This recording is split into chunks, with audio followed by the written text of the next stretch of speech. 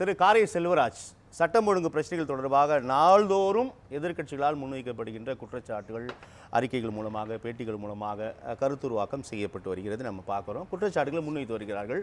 அதன் உச்சமாக பயங்கரவாதத்தின் புகலிடமாக மாறி வருகிற தமிழகம் அப்படின்ற ஒரு பெரும் குற்றச்சாட்டை முன்வைப்பதையும் நாம் பார்க்கிறோம். இது தொடர்பாக சூரியநாராயணன் முதற்கட்ட கருத்துக்கள் நீங்கள் கேட்டிருப்பீங்க. எப்படி பார்க்கலாம் திரு செல்வராஜ்? நல்ல தலைப்பு, விவாதிக்கப்பட வேண்டிய தலைப்பு. ஏன்னா இது சட்டம் ஒழுங்கு என்பது ஒரு மாநிலத்தினுடைய வளர்ச்சியும் சம்பந்தப்பட்டது.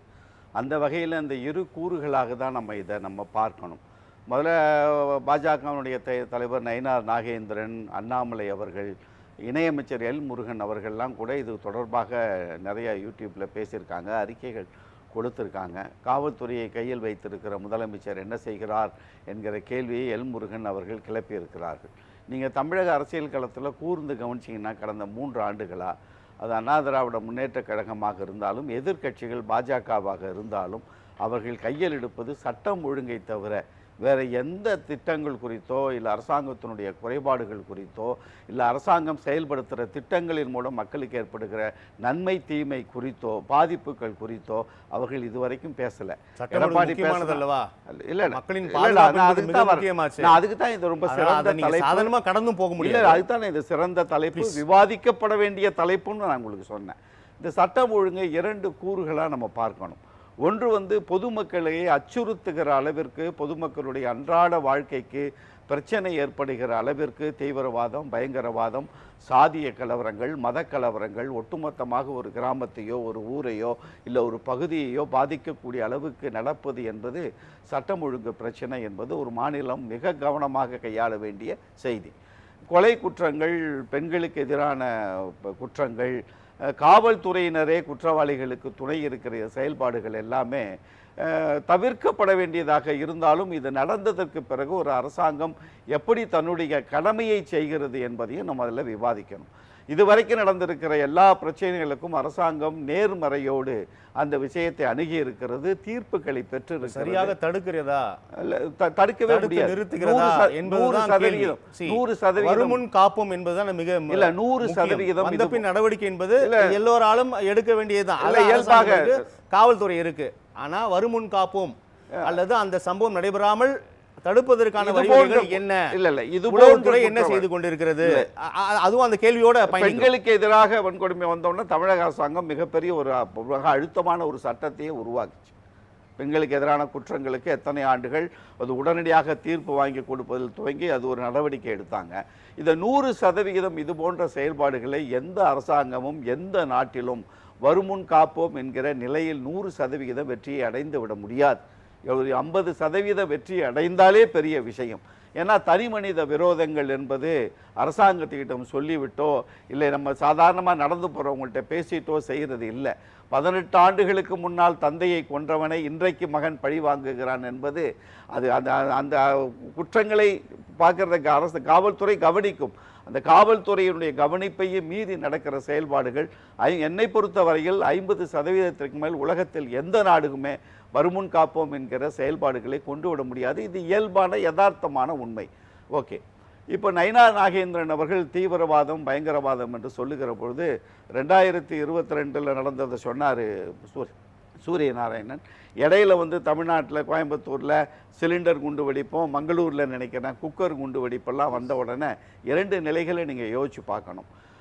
கோயம்புத்தூரில் நடந்த உடனேயே அடுத்த 24 மணி நேரங்களில் என்ஐஏக்கு தகவல் கொடுக்கப்பட்டது.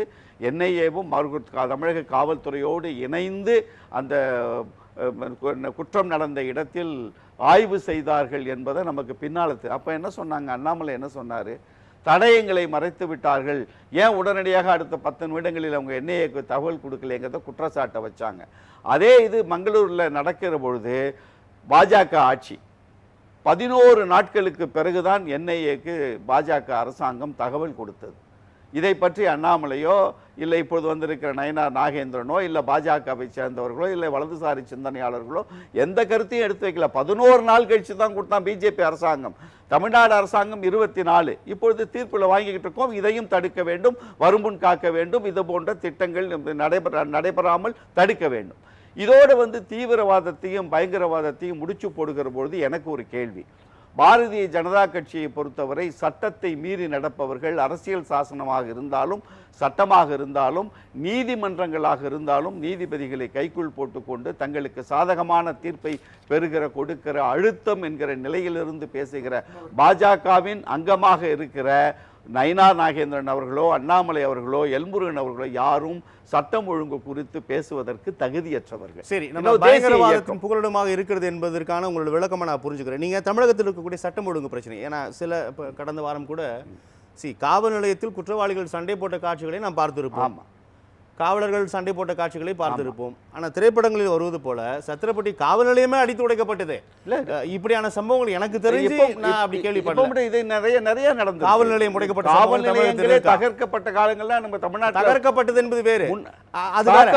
தகர்க்கப்பட்டதெல்லாம் நடந்திருக்குது. இது வந்து என்னன்னு கேட்டீங்கன்னா அதனால சரிதான், அப்பொழுது நடந்த நடைமுறை செல்வராஜ் பரவாயில்லையா அப்படின்னு நான் இதை எதையுமே சரி என்று சொல்லியே நான் பேசல.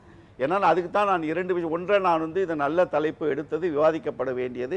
இது ஏனென்றால் ஒரு தமிழ்நாட்டினுடைய ஒரு மாநிலத்தினுடைய வளர்ச்சிக்கோடு சம்பந்தப்பட்டது. சட்டம் ஒழுங்கு ஒரு மாநிலத்தில் சரியாக இல்லை என்று சொன்னால் அந்த மாநிலம் வளர்ச்சி பாதையில் தொடர்ச்சியாக எதிர்க்கட்சிகள் வைக்கின்ற குற்றச்சாட்டு, பிரதான எதிர்க்கட்சி தலைவர் எடப்பாடி பழனிசாமி அறிக்கைகள் வாயிலாக நாள்தோறும் இதை பதிவு செய்து வருகிறார். அதில் எந்த முகாந்திரமும் இல்லை அப்படின்னு சொல்லி சட்டம் ஒழுங்கு அன்புமணி ராமதாஸ் கூட சட்டம் ஒழுங்கு அதல பாதாளத்தில் இருக்கிறது என்பதை பதிவு செய்கிறார். இல்ல அவங்களுக்கு இது மட்டுமல்ல, ஏறக்குறைய எல்லாமே திமுக அவங்க கூட்டணி கட்சிகள் கூட இதை பேசுகிறது. கிறிஸ்டோபர், இது அவங்க பேசணும். எதிர்க்கட்சிகள் எதற்காக இருக்காங்க? இது போன்ற குறைபாடுகளை மாநில அரசாங்கத்தின் வைக்க வேண்டியது எதிர்க்கட்சியினுடைய கடமை, அதை அவர்கள் செய்யணும். ஆனால் அது மட்டும்தான் அவர்களுக்கு அரசியல் தளம் என்று எடுத்துக்கொண்டு நகர்வதைத்தான் நான் தவறுன்னு சொல்றேன். இப்போ தீவிரவாதத்தையும் பயங்கரவாதத்தையும் நயினா நாகேந்திரன் வந்து தமிழ்நாட்டில் முடிச்சு போடுவது என்பது தமிழகத்திற்கு எதிரான, தமிழருக்கு எதிராக, தமிழ் இனத்திற்கு எதிரான ஒரு பதிவு. அது இந்த நாட்டிற்கு எதிரான பதிவு. பாரதிய ஜனதா கட்சி உண்மையிலே இந்த தமிழ் நிலம் மீதும் இந்த தமிழ் மக்கள் மீதும் நம்பிக்கை இருந்திருந்தால் இது போன்றது ஒரு ஸ்டேட்மெண்ட்டை நயினா நாகேந்திரன் விட்டுருக்க கூடாது. சட்டம் ஒழுங்கு குறித்து பேசுங்க, அந்த குற்றச்சாட்டுகள் வைங்கள். எங்க பயங்கரவாதம், எது பயங்கரவாதம்? அவ்வப்போது எண்ணெயோட வருகை, எண்ணெயோட சர்ச்சிங்லாம் எதை மெய்பிக்கிறது தேர்தல் நெருங்குது. பாஜக சொல்ற பாஜக எல்லா எந்த கிரவுண்ட் இல்லாம எண்ணெயால வந்து இல்லங்க, எந்த கிரவுண்ட் இல்லாம எண்ணெயால வந்து செல்வராஜ் வீட்டுல சோதனை செய்து விட முடியும். அதுக்கு நான் ஒரே காரணம் சொல்லிடுறேன். இப்ப டாஸ்மார்க்கு எதிராக இடி நீதிமன்றத்தில் கேள்வி கேட்டதுக்கு என்ன பதில் சொல்லியிருக்காங்க? இல்லை, எங்கே பொருளாதார குற்றம் நிகழ்ந்தாலும் அந்த இடத்தில் நாங்கள் வழக்கு பதிவதற்கு எங்களுக்கு தகுதி இருக்கிறது, எங்களுக்கு சட்டத்தில் இடம் இருக்கிறதுன்னு சொல்றாங்களே தவிர அவர்கள் செய்த கைது நடவடிக்கையிலிருந்து அனைத்தையும் நீதிமன்றம் சீல் வைப்பதற்கு எங்களுக்கு வந்து அதிகாரம் இல்லை. ஒருத்தரை கைது பண்ணுவதற்கும் இதை செய்வதற்கும் எங்களுக்கு சட்டம் அனுமதிச்சிருக்கு, நாங்க செய்யறோம், செஞ்சுட்டோம். அதுக்கு பிறகு ஒரு அறிக்கை கொடுக்கல, ஒரு தரவுகள் கொடுக்கல. ரெண்டு பேரும் சீல் வைக்கிறது உங்களுக்கு தகுதி இருக்காண்டா இல்லைன்னு சீலை உடைக்கிறான். அவங்க 1000 கோடி ரூபான்னு கத்தினார் அண்ணாமலை. 1000 கோடி கணக்கு எழுதி வச்சுக்கிட்டு ஸ்டேட்மெண்ட்டை கையில் இவங்க யாரோ எழுதி கொடுத்த வச்சு அதே நீதிமன்றம் அடிப்படையில் ஈடியினுடைய நடவடிக்கை சரியில்லை என்று சொன்னதற்கு பிறகு அதை நம்ம இப்ப பேசுறோம். இதற்கு பிறகு அவர்கள் அறிக்கை கொடுக்கட்டும், அதற்கான ஆதாரங்களை கொடுக்கட்டும், குற்றவாளியை தண்டிக்கட்டும். அதுல எந்த மாற்று கருத்தும் இல்ல. ஈடி இந்த வழக்கில் மட்டும் இல்ல, உச்ச நீதிமன்றமே ஈடியை பார்த்து கேட்காத கேள்வி இல்லை. என்ன கேள்வி கேட்கல? நீ எல்லாம் எதுக்கே ஒரு டிபார்ட்மெண்ட்டை வேலை பார்த்துக்கிட்டு இருக்க? இந்த அடிப்படை அறிவு கூட உனக்கு இல்லையா? இதை செய்யலாமா? ஏதாவது ஒரு தரவை கொடுத்தியா? ஒருத்தனை கொண்டு போய் எத்தனை வருஷத்துக்கு ஜாமீன் கொடுக்காம உள்ள வச்சுக்கிட்டு இருப்பீங்க? இது மனித உரிமை மீறல் இல்லை என்று உச்ச நீதிமன்றம் இடி ஐடி மேல செவில்ல அரைஞ்சுக்கிட்டே இருந்தாங்களே. அப்படிப்பட்ட ஒரு ஆட்சி நடத்துகிற இடத்தில் மணிப்பூர்ல நடந்தது சட்டம் ஒழுங்கு பிரச்சனை, அது மிகப்பெரிய கலவரம். அதையே இந்த அரசாங்கம் அட்ரஸ் பண்ணல. இந்த நயினா நாகேந்திரன் இல்லாத ஒரு செய்தியை பயங்கரவாதத்தை தமிழ்நாட்டில் என்று சொல்லுவது தவறு. சட்டம் ஒழுங்கு குறித்து பேசுங்க, உங்கள் குற்றச்சாட்டுகளை வையுங்கள், தமிழ்நாடு அரசாங்கத்திற்கு அழுத்தம் கொடுங்கள், தவறு இல்லை.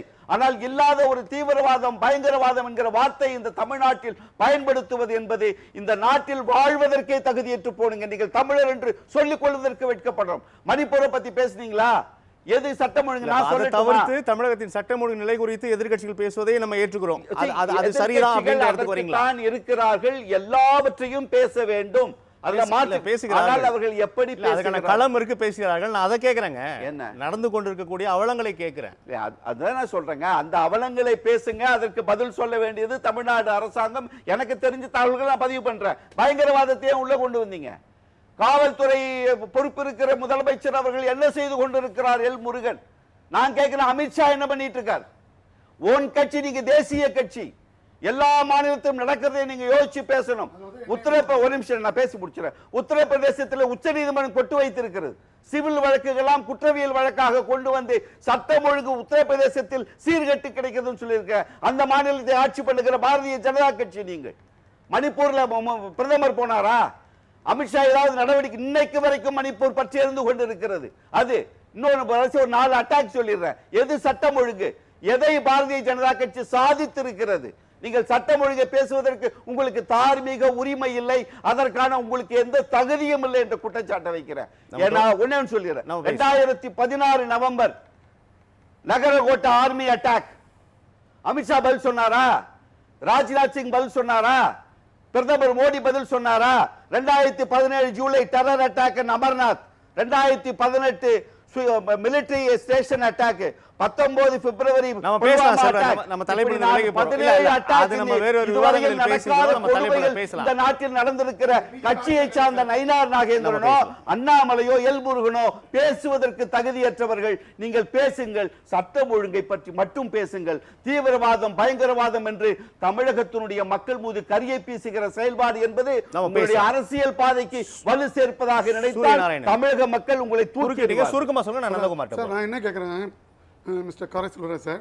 2022 கோவை வெடிகுண்டு நடந்திருக்கு. இப்போ மத்திய அரசு என்ன செஞ்சுட்டு இருக்கேன்? மத்திய அரசு இப்போ கோவையில் வந்து பிடிக்குது. ஏன் தமிழக காவல்துறையை ஆக்டிவேட் பண்ணலங்கிறது பதில் சொல்லுங்க. 2022 வழக்கு யார்கிட்ட இருக்கு? யார் பார்த்துக்கிட்டு இருக்காங்க? தமிழ்நாடு அரசாங்கத்தின் கையில் குற்றமே நடந்து கொண்டிருக்கிறது. கோவையில் நடக்குது. கோவையில தான் குற்றம் நடக்கிறது. அதாங்க சொல்றேன். அது வழக்கை யார் பார்க்கிறாங்க? 2022 வழக்கை என்ன கோவை தமிழகத்தில் நடக்கல இல்லையா? என்ன பேசுறது இல்ல. உங்களுடைய குறுக்கீடுக்கு நான் அனுமதிச்சேன். கையில் வைத்திருப்பது இந்தியா ஒன்றியம். அவங்க தான் பார்க்கணும். தமிழ்நாடு பார்க்க கூடாதா? தமிழக காவல்துறை பார்க்க கூடாதா? இல்ல செல்வராஜ், நம்ம தொடர்ந்து பேசலாம். நீங்கள் வாங்க, நம்ம பேசலாம். நம்ம அடுத்த அமர்வுகள் பேசலாம். சுருக்கமா சொல்லுங்க. நான் கனகராஜ் கிட்ட போறேன். நந்தகுமார் பேசின வரைக்கும் நான் புரிந்து கொண்டது 2020-22 என்சிஆர்பி ரிப்போர்ட் நான் டோட்டலாக மொத்தமாகவே முழுவதுமாக ஆல் இந்தியா லெவலில் படிச்சிருக்கேன். அப்போ இருக்கிற ரிப்போர்ட்டை வச்சுக்கிட்டு பேசிக்கிட்டு இருக்காரு. இப்போ 2022 ஒரு இருங்க அதுதான் சொல்றேங்க. அது 2020 ஆமா, அது 2020 திமுக அண்ணா திமுக ஆட்சி. 2021 பிறகுதான் திமுக ஆட்சிக்கு வருது. இந்த 4 ஆண்டுகளில் ஒரு கிளாரிட்டிக்கா சொல்றோம். உங்களுக்கு தெரியும் இங்க எஸ்சிஆர்பி இருக்கு. அந்த டேட்டாஸும் நம்ம ரிவீல் பண்ணலாம். எஸ்சிஆர்பி டேட்டாஸ் இருக்கலாம். ஆஃப் கோர்ஸ் நான் அத தான் சொல்றேன். அததான் டிஜிபி வந்து அட்ரஸ் பண்ணிருக்கலாம். சரிங்களா? இல்ல அவர் டிஜிபி தெளிவாவே சொல்றாரு. என்சிஆர்பி தான் சொல்றாரு. அவர் ஆமா ஆமா ஆமா. இல்ல நான் சொல்றேன் எஸ்சிஆர்பி ஓட டேட்டாஸ் வச்சு நம்ம அட்ரஸ் பண்ணலாம். இல்ல நமக்கு ஒரு தமிழக குடிமகனாக குற்றம் குறைஞ்சா மகிழ்ச்சி தானே. கண்டிப்பா கண்டிப்பா. அதுல என்னன்னா சொல்லுங்க, 2014க்கு பிறகு கோயம்புத்தூர்ல மட்டும் ஏன் இந்த பிரச்சனை நடந்துகிட்டு இருக்குன்னு யாராவது ஆழமா யோசிச்சு பார்த்திருக்குமா? 2014 பாஜக ஆட்சிக்கு வந்ததற்கு பிறகு கோயம்புத்தூர்ல நடக்கிற அத்தனைக்கும் காரணம் இந்துத்துவ சக்திகள். ஏன் அண்ணாமலை போய் வானதியிலிருந்து இருக்கிற எல்லாரும் போய் கோயம்புத்தூர்ல போய் விழுந்து கிடக்குறான்? எதுக்கு?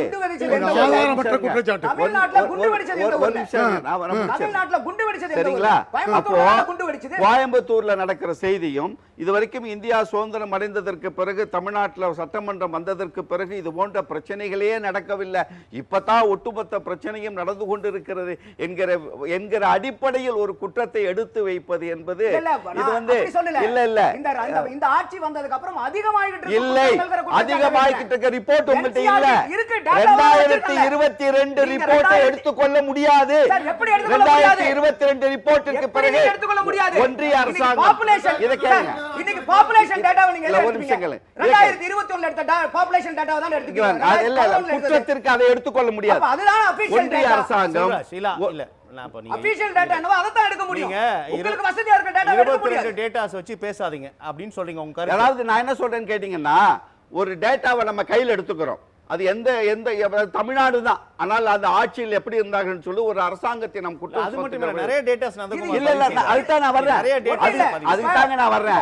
தமிழ்நாட்டுல ஒரே நிமிஷம் இப்ப நம்மளுடைய கமிஷனர் அருண் அவர்கள் சார்பில் வந்து பாத்தீங்கன்னா அந்த போதைப் பொருளை கண்டுபிடிக்கிறதுக்கு அந்த நுண்ணறிவு குழு வந்து அமைச்சாங்க. அவங்க அமைச்சு 8 மாசத்துல எத்தனை பேர்த்த கைது பண்ணாங்க தெரியுங்களா?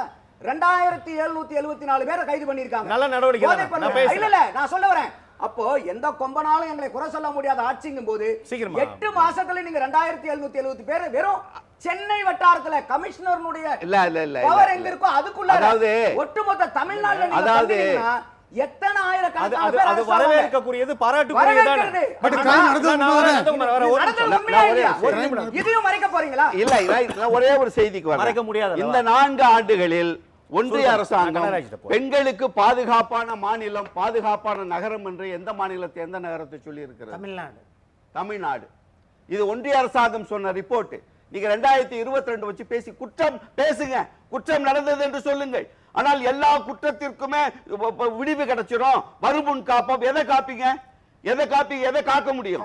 தமிழ்நாடு. ஒரே நிமிஷம் இருங்க. நந்தகுமார் ஒரு நிமிஷம் பேசலாம். ஒரு நிமிஷம் இருங்க. நான் உங்ககிட்ட வரேன். மீண்டும் வரேன். இல்ல போதைப் பொருள், ஒரே நிமிஷம். போதைப் பொருள் பற்றி பேசுறாங்க. போதைப் பொருள் தமிழ்நாட்டில் விலைதா? போதைப் பொருள் என்பது குடிக்கிறத சாராயத்தை தவிர வருகிற கொக்கைன் போதைப் பொருள் எல்லாம் தமிழ்நாட்டிற்குள் குஜராத்தில் இருந்து கடத்தப்படுகிறது. அப்ப தமிழ்நாட்டுல வேலை செய்ய மாட்டாங்களா? தமிழ்நாட்டுல கண்டுபிடிக்க மாட்டாங்களா? அது வந்து இந்தியா முழுமையிலும் இருக்கிறது, குஜராத்தில் இருக்கிறது. இல்ல அந்த துறைமுகத்தில் தான் அதிக அளவு பிடிக்கப்படுகிறது என்பதுதான் நாடு அறிந்ததுதான். நான் என்ன அதற்காக சொல்றேன்? தமிழ்நாடை விட்டு விட இல்ல முடியும். இது ஒரே ஒரு மட்டும் நான் வரேன். நீங்களே பேசுறீங்க. நான் ஒரே நிமிஷம் முடிச்சிடறேன். அதை நான் சொல்லல. ஆனால் ஏற்கனவே பேசப்படுவது என்பது இந்த போதைப் பொருள் கடத்தல் என்பது ஒரு மாநிலம் மட்டுமே எடுக்கக்கூடிய நடவடிக்கை இல்லை. எல்லா மாநிலங்களும் இணைந்து செய்தால் மட்டும்தான் தமிழ்நாடு குழந்தை வளர்ப்பில், சுகாதாரத்தில், கல்வியில், வளர்ச்சியில், பெண்கள் பாதுகாப்பில் முதலிடம் என்று 13 முதலிடங்களை கொடுத்திருப்பது ஒன்றிய அரசு. அதை மறந்துட்டு 2022 பேசிட்டு